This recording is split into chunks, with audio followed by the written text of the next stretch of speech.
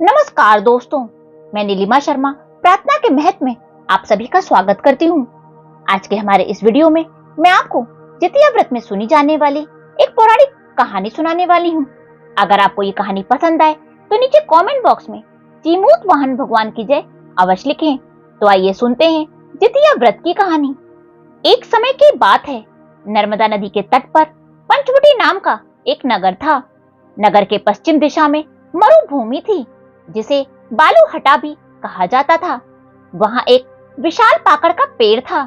उस पेड़ पर एक चील रहती थी। उसी पेड़ के नीचे एक सियारिन भी रहती थी। चील और सियारिन में गहरी दोस्ती थी।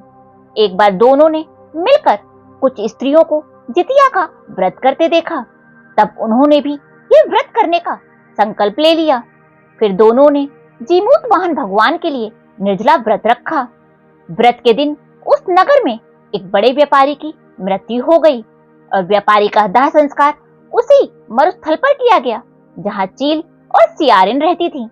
दिन बीतने के बाद जब रात हुई तब वहां का मौसम बहुत खराब हो गया। बिजली कड़कने लगी और बादल गरजने लगे। वहां पर बड़ा तूफान आ गया। अब सियारिन को भूख लगने लगी। मुर्दे को देखकर वो खुद को रोक नहीं पाई। उसने व्यापारी के शव को खा लिया तो उसका व्रत वहीं पर टूट गया। पर चील ने संयम रखा और अगले दिन व्रत का पारण किया।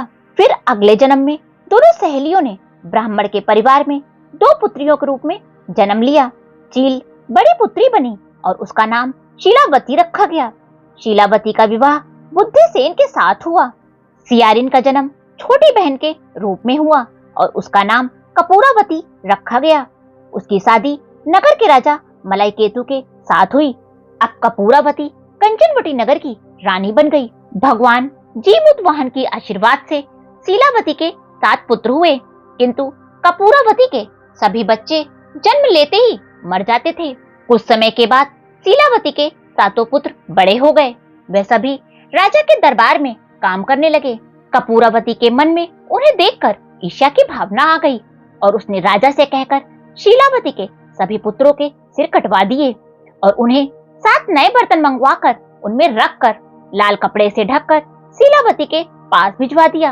यह देखकर भगवान जीमूत वाहन ने मिट्टी से 7 भाइयों के सिर बनाए और 7 को उनके धड़ से जोड़कर उन पर अमृत छिड़क दिया, जिससे सभी में जान आ गई और शीलावती के सभी पुत्र जीवित हो गए और अपने घर वापस लौट आए।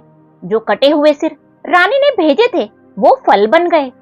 दूसरी ओर रानी कपूरावती शीलावती के पुत्रों की मृत्यु का समाचार सुनने के लिए व्याकुल थी। जब बहुत देर तक कोई समाचार नहीं आया तो कपूरावती स्वयं ही बड़ी बहन के घर चली गई। वहां सबको जीवित और खुश देखकर वो बेहोश हो गई।